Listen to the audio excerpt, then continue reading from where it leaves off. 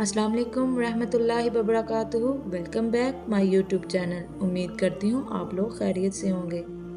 سیدنا ابو سعید خدری رضی اللہ تعالیٰ عنہ بیان کرتے ہیں کہ ایک آدمی نے رسول اللہ صلی اللہ علیہ وآلہ وسلم سے کہا، جو بیماریاں ہمیں لاحق ہوتی ہیں ان کے بارے میں آپ کا کیا خیال ہے؟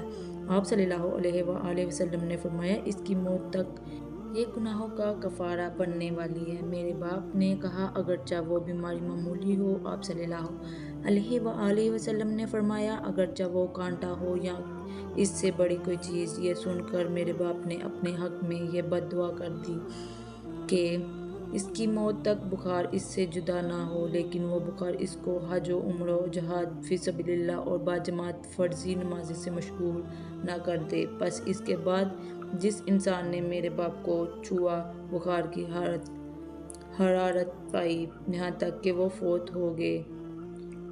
نبی کریم صلی اللہ علیہ وآلہ وسلم نے فرمایا، جس مسلمان نے مسلم ماں باپ دونوں کی طرف سے یتیم ہو جانے والے بچے کو اپنے کھانے پینے میں اپنے ساتھ رکھا، یہاں تک کہ اللہ تعالیٰ نے اس یتیم کو غنی کر دیا، تو اس کے لیے قطع طور پر جنت واجب ہو جائے گی۔ جس مسلمان نے مسلم غلام کو آزاد کیا تو یہ آگ سے اس کی آزادی کا باعث بنے گا، اور جس آدمی نے اپنے والدین دونوں یا کسی ایک کو پایا اور پھر بھی جہنم میں داخل ہو گیا تو اللہ تعالیٰ اس کو دور کر دے۔